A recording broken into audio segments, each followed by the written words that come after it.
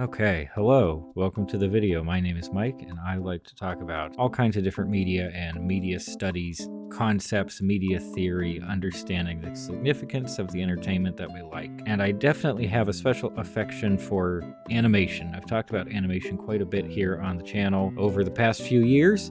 And to be honest, I wasn't sure whether I was going to talk about Del Toro's Pinocchio at all. Del Toro has apparently been trying to make this movie for a very long time. I think at least since the early 2010s, maybe even earlier than that. I knew that I would like this movie. That just seemed like a given. But long story short, I just watched the movie. I just watched the movie over on Netflix, and I don't just like the movie. I really like the movie. I was about to say that I love the movie. I don't know if we've gotten that far yet, this movie and I. Maybe one day I will love this movie, but for the moment, I'm just kind of, I don't know, I'm just kind of in the glow of having watched a really nice, well-made movie. It is something of quality. It is something that had a surprising amount of emotional resonance for me when I wasn't expecting it at all. And it also took the story of Pinocchio somewhere different for once, which I absolutely wasn't expecting. So, okay, a real quick bit of background here. 3 different Pinocchio movies this year. There's like a low-budget direct-to-video thing, which is whatever. I think John Hader was starring in that one. And obviously there was Disney's Pinocchio remake. It's essentially just a remake with Tom Hanks and Keegan-Michael Key. We'll get to it later, but we saw that.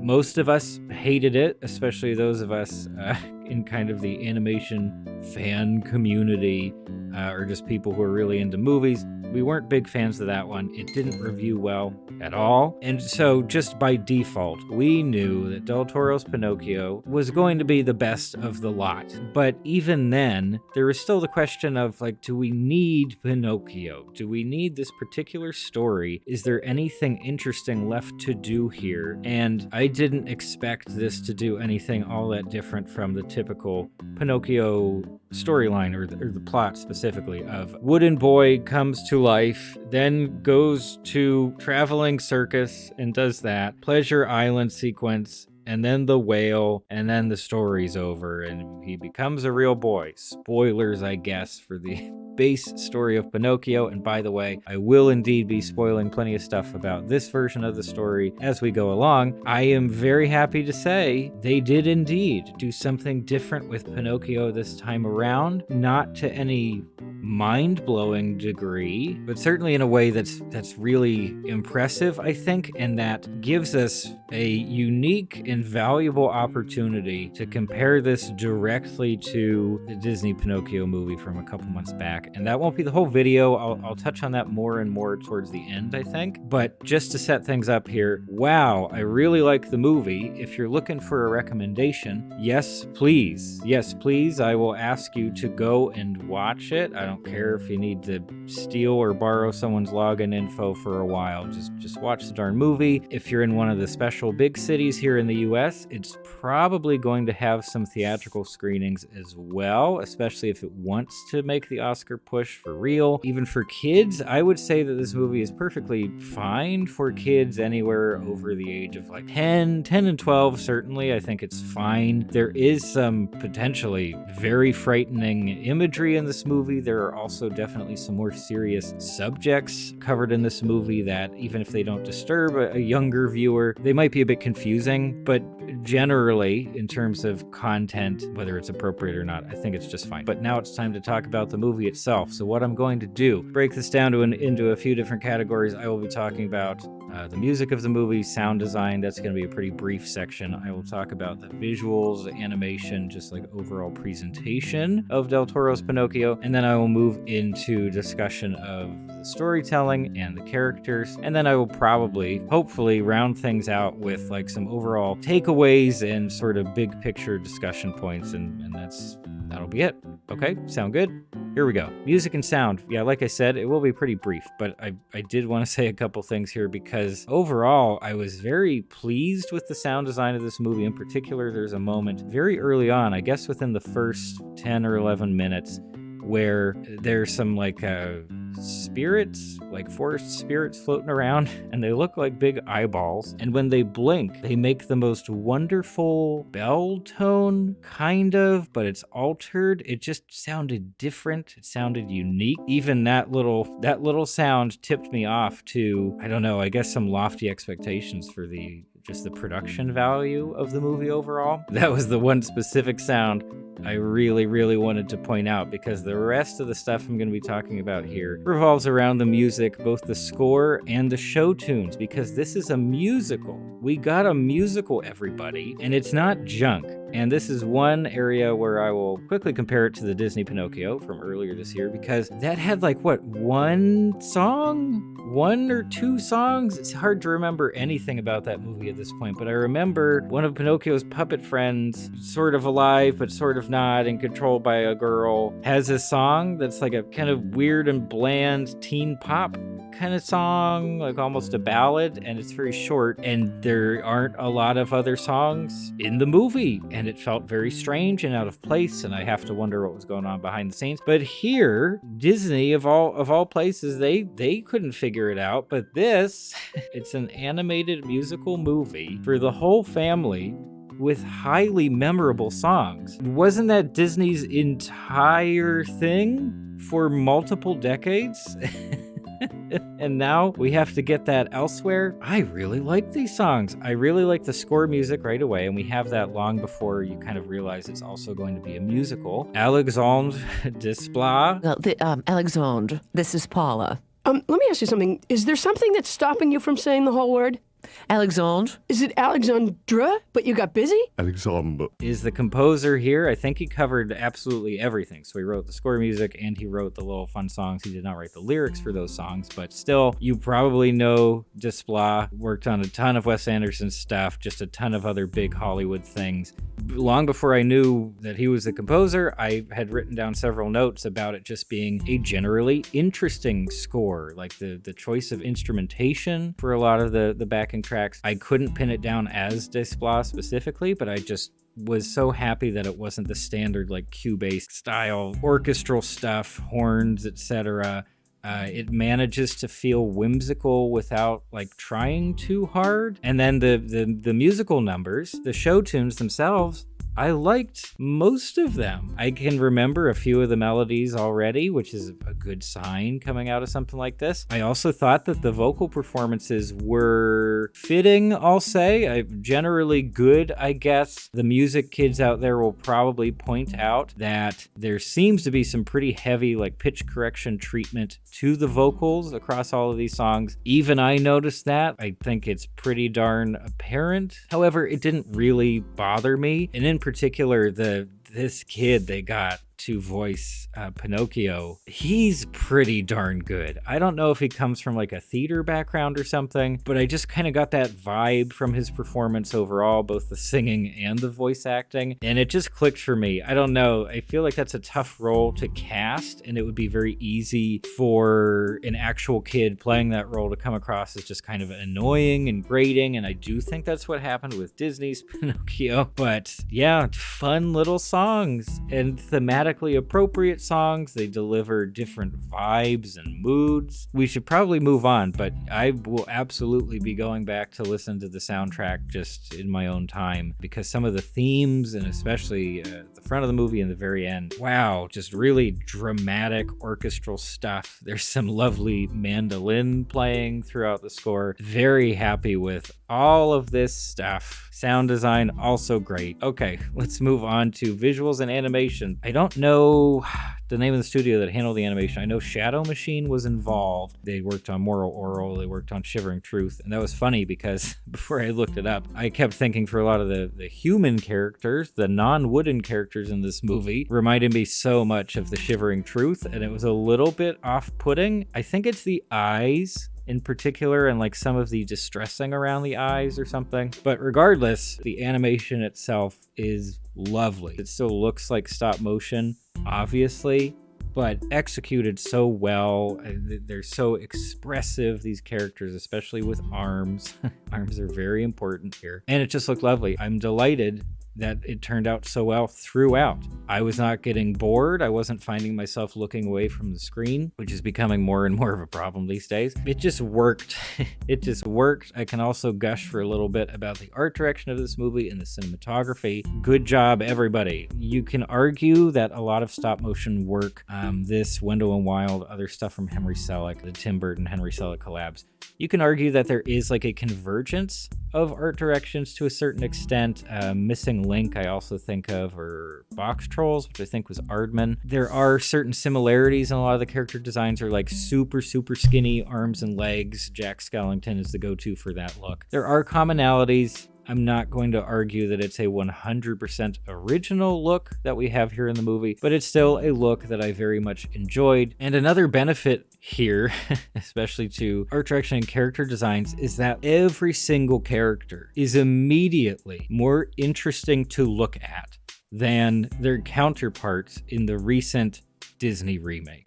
Because one of the oddest things about that movie is the mix of human beings, live action footage of people walking around and looking like people, and then we have half physical and also CG Pinocchio, who is just one-to-one the way that he looked in the animated Pinocchio from Disney in the 40s, which belongs to a completely different art style. And then we have like CG animals and stuff, which look more or less realistic, but they also don't look like they fit in the real world because they're CG and kind of ugly. It's a mishmash. The coherence isn't there. But here, everything in the movie looks like it belongs in the movie. That should be a baseline for art direction, but for some reason, it's not, I guess. And here it's executed incredibly well. And finally, so you know the big famous whale in the original Pinocchio story, or the Disney Pinocchio, is his name Monstro? It's kind of a stupid name, but I love that whale. That whale's got to be top 5 movie whales for me. I love it. I love a big, scary whale.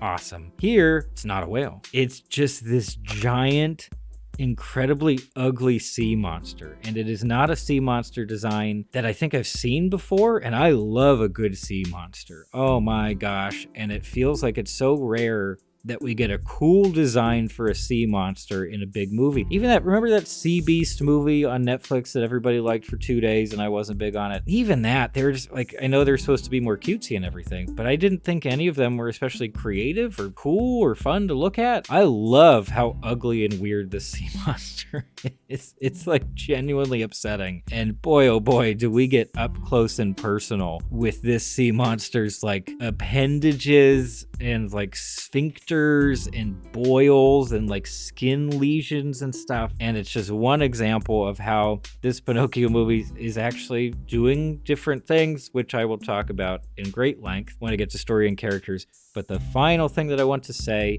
about just animation and visuals overall is that, again, it is a spoiler, but you know, at the end when Pinocchio gets saved and traditionally he's been transformed into an actual like real boy with flesh and blood and bones and all that. Here he does get revived, but he doesn't get transformed in that way. He doesn't become a flesh boy. He doesn't become Geppetto's first son, which would have felt weird and kind of creepy. He just stays Pinocchio, which works extremely well. Geppetto has to come to a moment of realization of just, yeah, Pinocchio isn't perfect, but boy, oh boy, Pinocchio is Pinocchio. Love Pinocchio for that. It would feel incorrect for him to do the typical transformation thing and become a human boy. They didn't do it, and it made so much sense. And I was so happy about that decision. I also think that decision is indicative of great choices overall. But that just means that it's time to talk about the story and the characters and what this movie really is and what it's about. I probably should have seen this coming, that they would do something different, and I did not see that coming at all. If anything, I was really excited to see Del Toro's take on Pleasure Island, because of course Pleasure Island is like the most, outside of the whale of course, is the most fantastic location in the standard Pinocchio story that we all know. And it's also just this magnificent opportunity for weird and horrific imagery and just creepy stuff going on. No Pleasure Island here. The story has been fully adapted. Technically, we could call the Disney Pinocchio movie of this year an adaptation of the story. They do make a few changes here and there. It's a different movie. It is an adaptation on a certain level. This is an actual adaptation where they change a lot of things and potentially even shift the core themes and messaging of the story in the process, I think for the better, at the very least for the benefit of our enjoyment here and to give us a taste of something different. First of all, setting. And we're not in fairy tale land. We are specifically in Italy. We are in fascist Italy. World War II. If someone pitched that to me, I would immediately worry that the historical element would feel really overbearing. It could just be too much. It could overwhelm the story, it could overwhelm the characters, and it has the potential to make, the messaging in the movie really heavy-handed. So a lot of risk in changing our location to World War II Italy. However, I think it works. I think it works quite well. It didn't feel overbearing with the exception of a big sequence of the movie that essentially replaces the Pleasure Island segment. Instead, we have war training for young boys. Anyway, so they totally changed the setting. Geppetto actually has a son prior to Pinocchio, and we have, I think it's almost exactly 10 minutes where they're hanging out together, and it's very clear, they have a great relationship. It is a little bit heavy-handed, I think, in getting that across. Geppetto has the first musical number of the movie, just talking about how great his son is, and he says the word son about 3,000 times. That was all fine.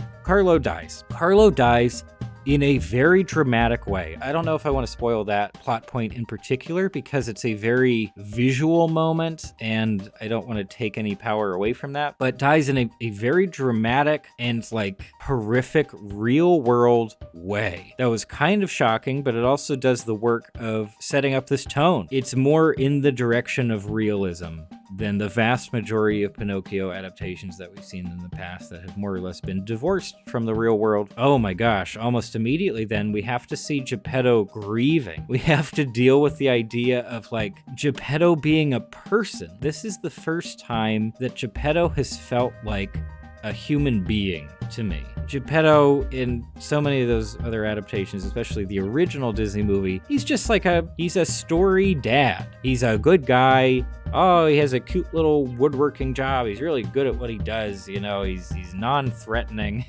visually and in his demeanor. And he's gonna do whatever it takes to be reunited with his son. But here, my gosh, sad Geppetto. There's a moment of sad, heavy drinking Geppetto in this movie within the first act. And I loved it. I felt that little bit of connection with the character that I have not felt before at all. He feels like a human being. He does have character and he has absolutely tons of faults. I touched on one of them earlier, but he has difficulties accepting and dealing with Pinocchio, despite the fact that he very much wants to have something like a son again. He has a tough time with it, and he even has a tough time accepting the idea that Pinocchio could be his surrogate son. Compare that to the Disney remake, where it's within seconds, I think, of him realizing that Pinocchio's animate now, and he's oh, hooray! This is my son, yes! Even more importantly, he creates Pinocchio in a fit of rage. He's extremely angry and pent up when he's carving out Pinocchio. That's great. That is great. How often do we see any sort of creation in a movie, especially oh boy, creating a child, so to speak, wink wink. How often is that depicted as an angry act or something that's happening out of spite? I can't think of any examples off the top of my head, but yeah, this time around he's very angry. He hates his life. That's how he ends up making Pinocchio. Sorry, I think I'm really dwelling on the first act of this movie, but that's where everything's set up, and that's when you really come to realize just how different this is going to be. And yet another reason why I love the opening of this movie is because getting to know this Pinocchio, this character Pinocchio in this movie, is really fun, and that's not something I can say about other okay, let's go down the line. The original Disney animated Pinocchio movie. Pinocchio is naivete incarnate. He's like pure, he's uncorrupted. That's a pretty common like character archetype, especially in that kind of story, which essentially functions as a morality tale. The messaging of that version of this story was to tell kids, hey, like this is why you don't do bad stuff. Like this is why it's important to listen to your parents. This is why you don't listen to the awful kids at school and follow your conscience. Similar, I would say, in the Disney remake 2022, where the personality isn't there. You can scramble and say that he's just like a friendly guy. Doesn't know much. He's very innocent, but that's it. There isn't a lot of personality, and he's just shaped by everyone around him, which also works really well for a morality tale. Like you can see very clearly the negative influence that other characters have on him because he reflects that influence. And it's only when he listens to his conscience, the cricket, that he is able to pull away from that and make his own decisions. This time around, Pinocchio is a person. They have opted to make Pinocchio a character in a movie who has a very strong personality right out of the gate. At the start, in his earliest scenes, he's like annoying. He's kind of annoying. He's very happy. The innocence is definitely still there, but he's also very stupid. He is very naive, and he's also just kind of selfish. He wants what he wants. And he's very vocal about everything that he wants and what he likes and what he doesn't like. That's just yet another moment where I was like, okay, they're doing this and they're doing it well. And I have to give so much credit to the voice actor here. I'll put his name on the screen. I mean, he's a little kid. He's not annoying.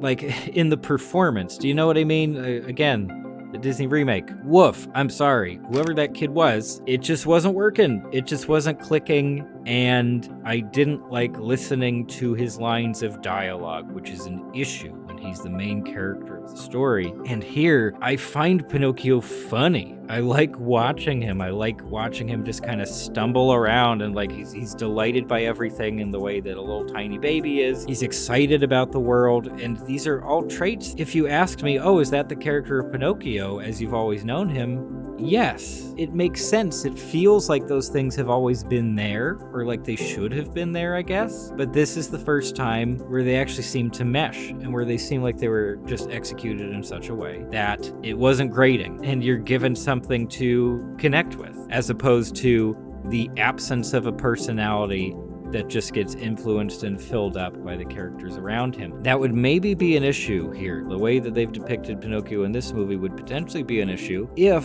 it was still trying to be just like a pretty flat and basic morality tale. But that's not what the movie is either. That's another one of the major changes they've made here, is that it now has different themes and different messaging. Not entirely different. There are connections to the old stories, but here the themes are like control and obedience. In very obvious ways, that ties into fascist Italy, the Axis powers in World War II, and just the manipulation of the average person. And guess what? That theme also works incredibly well with the image of a puppet. Whereas the old Disney stuff was trying to tell kids like, oh yeah, don't be controlled by the bad people. You want to be controlled and influenced by the good people. This time around, it's like, you know what? Maybe obedience and control as concepts overall are potentially problematic, and that to become a person in the world who has a positive impact, you have to make your own decisions and pay close attention to how you're affecting other people. This shouldn't be mind-blowing stuff. This is not the most complex filmmaking in the world, but just on a base level, just in terms of basic filmmaking tools and structure and goals, Del Toro's Pinocchio is doing work. It's doing real work. And because the characters are so well realized, I have a hunch that the messaging of the movie will immediately be more impactful as compared to the messaging of a blatantly soulless remake that doesn't feel like it has a strong sense of anything. It doesn't feel like it's trying to tell you much of anything. It's appealing to nostalgia. It's showing you flashy special effects and colorful imagery, and it's the same story we've heard a million times before, and here they're doing something different. Deeply appreciate that. I really have to move on now, but hey, if people really want to talk about the story in more detail later on, we can do that in some form. At long last, this brings us to what I would consider to be like the big takeaways from this movie. I don't want this to just be like an impressions video or a review and leave it at that. I think it's important to connect individual movies and shows and other pieces of media to larger concepts and trends. In this case, I think that it would be very easy to compare this movie directly to the Disney remake and say that, oh, this is definitive proof that like auteurs are incredibly important, that good movies are good because there's one really smart guy behind the scenes who's calling all the shots, and he should just make every movie imaginable and they'll all be fantastic. It's a simplification, but that's the general sentiment I used to have a whole lot, and that I continue to hear from a lot of people who get into filmmaking. They explore filmmaking and eventually art house stuff, and they learn about people like David Lynch and Wes Anderson and Kubrick and Coppola and Capra, Bresson, Michael Haneke, Varda, directors, big famous directors that we all know and love, and who did really fantastic work and who had a very specific and strong vision that was translated well through their films. I do still have a strong appreciation for the results of what we refer to as like auteur filmmaking. However, over the years, I have become so much more opposed to the idea of just worshiping these individual figures and assigning them all the credit. It's kind of insane to narrow it down to just one person and say, wow, they're so awesome, and just essentially disregard all the many other people working on the movie. It's always a collective effort. And yes, obviously the director is still incredibly crucial, and directors with really strong senses of style that they want to communicate, like, yes, they're in charge and they're delegating, and these other talented people are working based on that vision. But I'm sorry, I'm not going to come away from this movie with Del Toro's name in the goddamn title and say that, like, oh, Del Toro's, the savior. He's one of the special people he's the way, the truth, and the light. Like, that's, of course, he's great, and I love his work a great deal, but I don't think that's a good takeaway here. I think rather than looking at like individual directors, like, oh, we'll compare Del Toro to Robert Zemeckis, who directed the Disney Pinocchio from this year. It's not that simple.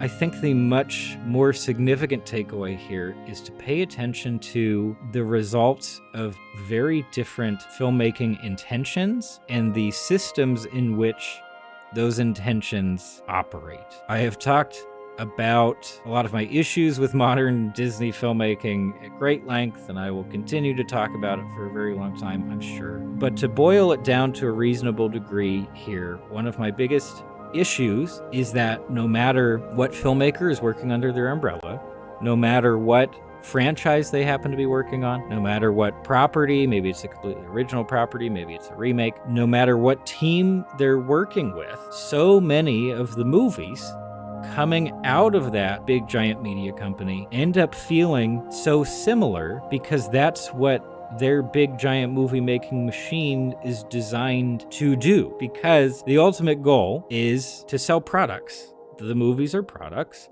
They're made as efficiently as they can be. They're made with the best talent they can get. They're maybe even made with some nice side goals of promoting diversity on screen and behind camera. Maybe they are trying to tell affecting and impactful, positive stories. But ultimately, the top priority is to bring in as much money as possible. I understand why that's the priority, but when it's such an overwhelming priority that a lot of the work starts to homogenize and blend and feel so similar, that's where I really start to have an issue. Because when I come to a movie, my ultimate goal does not align with the ultimate goal of the company making those movies, specifically Disney. I'm not coming to a movie saying, wow, I can't wait to spend $15 and then later $50 and I want to see it a million times and buy all the merch and go to the parks and all that kind of stuff. We have different goals. We have different intentions.